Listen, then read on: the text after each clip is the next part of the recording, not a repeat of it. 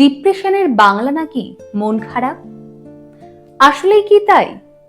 মন খারাপ মানেই কি ডিপ্রেশন, নাকি ডিপ্রেশন মানে এমন অনেক কিছু যেগুলো আমরা অনেকেই জানি না?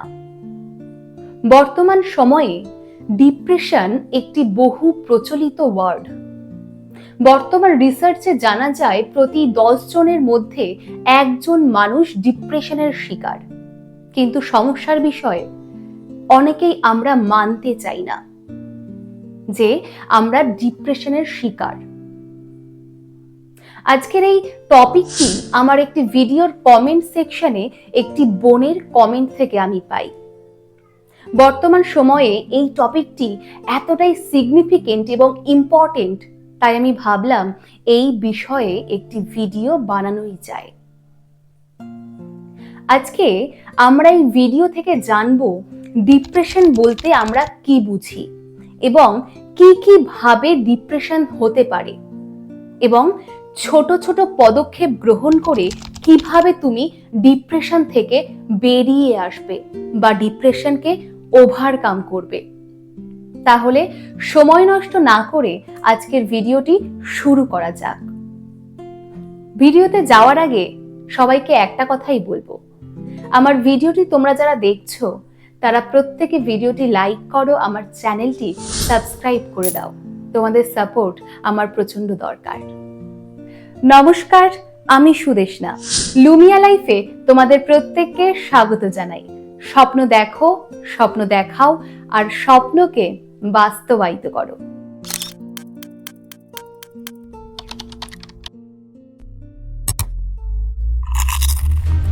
ডিপ্রেশন আর স্যাডনেস এক নয়। তার কারণ কখনো কখনো হয়তো আমরা দুঃখ পাই। It's quite natural. কারণ দুঃখ, আনন্দ, সুখ এগুলো আমাদের এক একটা ইমোশনস। যে ইমোশনসগুলো আমাদের মাইন্ডে আসে, আবার কিছুক্ষণ পর চলেও যায়। কিন্তু কখনো কখনো কিছু কারণে আমরা দীর্ঘ সময়ের জন্য দুঃখী হয়ে পড়ি। সব সময় যেন আমাদের ভালো লাগছে না, আমরা সবসময় মন মরা হয়ে থাকি। আর এই সময়ে আমাদের কোনো কিছুই ভালো লাগে না, না খেতে ভালো লাগে, না কোনো কিছু করতে ভালো লাগে, পড়াশোনা করতে ভালো লাগে না, এমনকি কারোর সঙ্গে কথা বলতেও ভালো লাগে না। শুধু যেন নিজের সঙ্গে একা থাকতেই আমাদের ভালো লাগে। আর এই দীর্ঘ সময়ের জন্য যখন আমরা এই দুঃখী হয়ে পড়ি, তখন আমাদের মাইন্ড তার রেগুলার অ্যাক্টিভিটিগুলো ঠিকঠাক করতে পারে না। তখন মাইন্ডের মধ্যে বিভিন্ন প্রবলেম দেখা দেয়। যে সমস্ত হরমোন রিলিজ করলে আমাদের মাইন্ডের জন্য অনেক ভালো, যেমন হ্যাপি হরমোন, ডোপামিন, সেরোটোনিন, এই হরমোনগুলো রিলিজ করা বন্ধ করে দেয়। এর পরিবর্তে স্ট্রেস হরমোন, কর্টিসল প্রচুর পরিমাণে রিলিজ করতে থাকে। আর যার ফলে ধরো তোমার সঙ্গে কেউ একটা ভালো কথা বলল, তখন তোমার একটা ব্যাড রিয়াকশন চলে আসে। কিন্তু কিছুক্ষণ পর যখন তুমি রিগ্রেট ফিল করবে যে তুমি তার সঙ্গে ঠিক করোনি, তখন সেই রিগ্রেশন থেকেও তোমার মাইন্ডের নেগেটিভ থটসের উদ্ভব হবে। আর এই করতে করতে তুমি এই নেগেটিভ থটসের এই যে সার্কেলতে আষ্টে পৃষ্ঠে বেঁধে যাবে। আর এভাবেই আমরা ডিপ্রেশনের শিকার হই। কিন্তু আমাদের এই যে ডিপ্রেশন, এটা কি শুধু মেন্টাল লেভেলেই হয়? এর সঙ্গে কি ফিজিক্যাল লেভেলের কানেকশন থাকে না? অবশ্যই থাকে। আমরা প্রত্যেকে মনে করি এই নেগেটিভ থটস, এখান থেকেই হয়তো আমাদের ডিপ্রেশন হয়। কিন্তু শুধুমাত্র নেগেটিভ থটস থেকে আমাদের ডিপ্রেশন হতে পারে এমন কোনো কারণ নেই। আমাদের অনেক সময় এই ফিজিক্যাল লেভেল থেকেও ডিপ্রেশন হয়। দীর্ঘ সময়ের জন্য যদি তুমি অসুস্থ থাকো, বা দীর্ঘ সময়ের জন্য যদি আমরা শারীরিকভাবে অসুস্থ থাকি, সেখান থেকেও আমরা ডিপ্রেশনে চলে যেতে পারি। ছোটবেলা থেকেই আমরা পড়ে এসেছি যে 5টি উপাদান আমাদের বেঁচে থাকার জন্য খুবই গুরুত্বপূর্ণ। এগুলো হলো আকাশ, জল, বায়ু, মাটি এবং আগুন। এই উপাদানগুলিও যখন আমরা ঠিকঠাকভাবে অ্যাবজর্ব করতে পারি না, তখনও কিন্তু আমরা ধীরে ধীরে ডিপ্রেশনে চলে যাই। অবাক লাগছে তো শুনতে?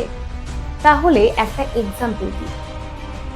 আন্দামান নিকোবর একটা সেলুলার জেল, যেই জেলটির কথা বললেই আমাদের মাইন্ডে চলে আসে একটা অন্ধকারাচ্ছন্ন স্যাঁতস্যাঁতে ছোট্ট ছোট্ট কুটুরিতে বিভক্ত এমন একটা জেল, যেখানে দিন রাত সবই সমান, যেখানে কখনো সূর্যের আলো পর্যন্ত ঢুকতে পারে না। এই রকম দম বন্ধ করা পরিবেশে যদি তোমাকে 1 মাস রাখা হয়, ভাবো তো তোমার মেন্টাল কন্ডিশন কোথায় গিয়ে পৌঁছাবে। এই রকম পরিস্থিতিতে 1 মাস কেন, যদি তোমাকে 7 দিনও রাখা হয়, তুমি ধীরে ধীরে ডিপ্রেশনের শিকার হবে। তাহলে এটা প্রমাণ হলো যে আমাদের বেঁচে থাকতে গেলে পর্যাপ্ত পরিমাণে যেমন ফ্রেশ এয়ারের দরকার, তেমন খোলা আকাশের দরকার, আর ঠিক তেমনই আগুন, বায়ু এবং মাটিরও দরকার। তাহলে আমরা এই ভিডিওটির মাধ্যমে আজকে জানলাম ডিপ্রেশন কিভাবে হয় বা ডিপ্রেশন কাকে বলে, এর পেছনের সায়েন্টিফিক রিজন এবং কি কি কারণে ডিপ্রেশন হতে পারে। এই ডিপ্রেশনে মেডিসিন কিভাবে এফেক্ট ফেলে ভালো করে ভাবো। যখন আমাদের বডি লেভেলে কোনো প্রবলেম হয়, মেডিসিন সেই প্রবলেমটাকে ফিক্সড করে এবং আমাদের মাইন্ডে যে হরমোনগুলো রিলিজ করা বন্ধ করে দেয়, মেডিসিনের প্রভাবে সেই হরমোনগুলো আবার অ্যাক্টিভেট হয়। কিন্তু মেডিসিনেরও একটা সাইড এফেক্ট থাকে, প্রত্যেকটা ড্রাগসের এক একটা সাইড এফেক্ট থাকে। প্রচুর পরিমাণে যদি আমরা মেডিসিন অ্যাডাপ্ট করতে থাকি, তাহলে একটা সময় পর গিয়ে দেখা যাবে এই যে মেডিসিনের ডোজ ছিল, এই ডোজে আমাদের মাইন্ড আর কাজ করছে না, এই ডোজটাতে আমাদের মাইন্ড অ্যাডিক্টেড হয়ে গেছে। তখন আমাদের ডোজটাকে আবার বাড়াতে হয়। কিন্তু মেডিসিন কখনোই পার্মানেন্ট সলিউশন নয়, এটা তোমাকে স্থায়ীভাবে কখনোই রিলিজ করতে পারবে না। এটা টেম্পোরারি আমাদের ডিপ্রেশনটাকে কিছুটা হলেও রিলিজ করে, তার কারণ আমাদের এই যে হরমোনগুলো যেগুলো রিলিজ করা বন্ধ করে দিয়েছিল, সেগুলো রিলিজ করলে আমাদের স্ট্রেসটা অনেকটা কম থাকে, কিন্তু কখনোই পার্মানেন্টলি আমাদের ডিপ্রেশনটাকে রিলিজ করতে পারে না। দীর্ঘদিন ধরে যারা ডিপ্রেশনের শিকার রয়েছে বা যারা ডক্টর দেখাচ্ছ, আমি কখনোই বলবো না মেডিসিন একেবারে ছেড়ে দাও, কিন্তু ডক্টরের সঙ্গে পরামর্শ করো এবং নিজের ওপর কাজ করা শুরু করো। তুমি ছোট ছোট কিছু পদক্ষেপ গ্রহণ করে এই ডিপ্রেশন থেকে ধীরে ধীরে বেরিয়ে আসতে পারো, কিন্তু তার জন্য সবার আগে তোমার নিজেকে এটা ভাবতে হবে যে তুমি ডিপ্রেশন থেকে নিজেকে মুক্ত করতে চাও। তার কারণ তুমি যখন নিজে ভেতর থেকে চাইবে, তখনই তুমি পারবে এই অ্যাকশনগুলো বা এই ছোট্ট ছোট্ট স্টেপগুলো গ্রহণ করতে। অনেক সময় ক্রিটিক্যাল অনেক অপারেশন হলে ডাক্তারদের বলতে দেখা যায় যে পেশেন্টের নিজেরই বাঁচার ইচ্ছে নেই, এখানে আমাদের আর কিছু করণীয় নেই। এটা হয়তো অনেকেই তোমরা শুনেছ। তার মানে একটা ডাক্তারেরও ততক্ষণ পর্যন্ত ভূমিকা থাকে যতক্ষণ পর্যন্ত একটা পেশেন্ট চায় যে আমি বেঁচে ফিরব। তার জন্যই সবার আগে তোমাকে বুঝতে হবে এবং তোমার ইনার ওয়ার্ল্ডের সঙ্গে নিজে বসে ফিক্সড করো যে তুমি চাও এই ডিপ্রেশন থেকে বেরিয়ে আসতে। এটাই হচ্ছে পদক্ষেপের ফার্স্ট স্টেজ। আগে নিজের সঙ্গে ডিল করো, নিজের ইনার ওয়ার্ল্ডের সঙ্গে ডিল করো। আমাদের মাইন্ড এবং বডি একে অপরের সঙ্গে কানেক্টেড। অনেক সময় যখন বডিতে কোনো প্রবলেম হয়, দেখবে অটোমেটিক্যালি আমাদের মনও খারাপ হয়ে যায়। আবার যখন আমরা মেন্টালি খুব হ্যাপি থাকি, তখন আমাদের বডিও ঠিকঠাকভাবে অ্যাকশন নেয়। তাই তোমাকে কিছু করতে গেলে তোমার বডিকেও তোমার সঙ্গ দিতে হবে, আর সঙ্গ দিতে গেলে তোমার দরকার ঠিকঠাক এনার্জি, আর এনার্জি পেতে গেলে তোমাকে একটা নির্দিষ্ট ডায়েট ফিক্সড করতে হবে। তাই ডেইলি বেসিসে নিজের যে ডায়েট, সেই ডায়েটটাকে সবার আগে ঠিক করো। এমন খাবার খাও যেই খাবারগুলো থেকে তুমি carbohydrate, protein, fat, minerals, vitamin plus fibre পর্যাপ্ত পরিমাণে পেতে পারো। দিনে 7 থেকে 8 ঘন্টা পর্যাপ্ত পরিমাণে ঘুমাও। তার কারণ তোমাকে যদি দীর্ঘ সময়ের জন্য কাজ করতে দেওয়া হয়, একটা সময় পর গিয়ে তুমি ক্লান্ত হয়ে যাবে। আর তখন তোমার ওপর যদি আরো প্রেশার ক্রিয়েট করা হয়, তখন তুমি ভুলভাল কাজ করা শুরু করবে। আমাদের মাইন্ডও ঠিক সেই রকম। প্রত্যেকেরই একটা নির্দিষ্ট ক্যাপাসিটি থাকে। তো তুমি যদি তার ক্যাপাসিটির বাইরে গিয়ে তাকে প্রেশারাইজড করতে থাকো, তখন সে তার অ্যাকশনগুলো ঠিকঠাকভাবে নিতে পারবে না। তাই নিজের ব্রেনকে রেস্ট দাও। প্রত্যেক দিন 7 থেকে 8 ঘন্টা ঘুমানোর চেষ্টা করো। এতে পরের দিন যখন সকালে উঠবে, একটা রিফ্রেশ ব্রেন তুমি পাবে। তখন তোমার ব্রেন সঠিকভাবে অ্যাকশন নেওয়ার জন্য রেডি থাকবে। ডিপ্রেশন থেকে মুক্তি পাওয়ার আরেকটা উপায় হচ্ছে খোলা আকাশের নিচে প্রকৃতির মধ্যে সময় কাটানো। তার কারণ ভিডিওর মধ্যে আগেই আলোচনা করেছি যে আমাদের এই 5টি উপাদান বেঁচে থাকার জন্য খুবই ইম্পর্টেন্ট। আর এই 5টি উপাদান আমরা ঠিকঠাকভাবে অ্যাবজর্ব করতে না পারলেও কিন্তু অনেক সময় আমরা ডিপ্রেশনে চলে যাই। তাই যতটা পারবে বদ্ধ দেওয়ালের মধ্যে না থেকে পরিবেশের মধ্যে থাকতে চেষ্টা করো। সকালে 15 মিনিট খোলা আকাশের নিচে বা ছাদে মেডিটেশন বা যোগা করার প্র্যাকটিস শুরু করো। মাইন্ডফুলনেস থাকার একটি অন্যতম উপায় হচ্ছে মেডিটেশন বা যোগা। 15 মিনিট দিয়েই তুমি শুরু করো। খোলা আকাশের নিচে ফ্রেশ এয়ারে তুমি শুরু করো, দেখবে ধীরে ধীরে তোমার মাইন্ডের অনেক চেঞ্জেস তুমি লক্ষ্য করছো। দিনের একটি নির্দিষ্ট সময়ে তোমার পছন্দের এমন কিছু মিউজিক শোনো যে মিউজিক থেকে তুমি আনন্দ পেতে পারো। এটিকে বলা হয় মিউজিক ট্রিটমেন্ট। এই মিউজিক ট্রিটমেন্ট আমাদের ডিপ্রেশন কাটিয়ে উঠতে বা আনন্দে থাকতে খুব হেল্প করে।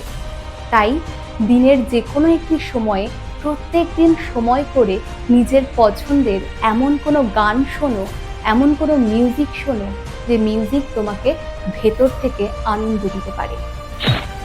প্রত্যেক দিন ঘুমোতে যাওয়ার আগে সারা দিনের যে মুহূর্তগুলো তোমার জন্য খুব স্পেশাল ছিল বা যে মুহূর্তগুলো তোমার খুব ভালো লেগেছে, সেই ভালো লাগার মুহূর্তগুলো খাতার মধ্যে লিখে ফেলো।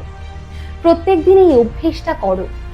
7 দিন পর তাহলে তোমার কাছে এমন 7টি সুন্দর সুন্দর মুহূর্ত থাকবে যে মুহূর্তগুলো তোমাকে অনেকটা আনন্দ দিয়েছে।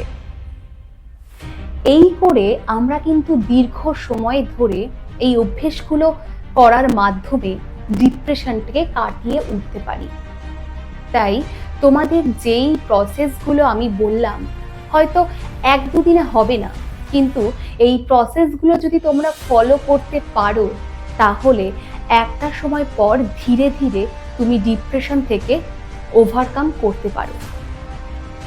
দেখো, ডিপ্রেশন যেমন 1-2 দিনের ব্যাপার নয়, তেমন তুমি কিন্তু 1-2 দিনে ডিপ্রেশনটাকে ওভারকাম বা কাটিয়েও উঠতে পারবে না। এটা কিন্তু একটা দীর্ঘমেয়াদী প্রসেস।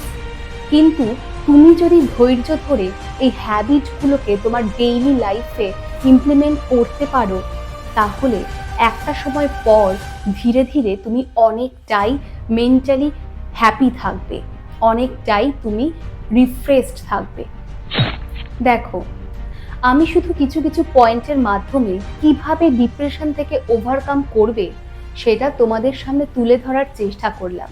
কিন্তু যতদিন না তুমি মেন্টালি প্রিপেয়ার হচ্ছ যে ডিপ্রেশন থেকে তুমি নিজেকে মুক্ত করবে, ততদিন পর্যন্ত কোনো মোটিভেশনই তোমার ওপর এফেক্ট ফেলবে না।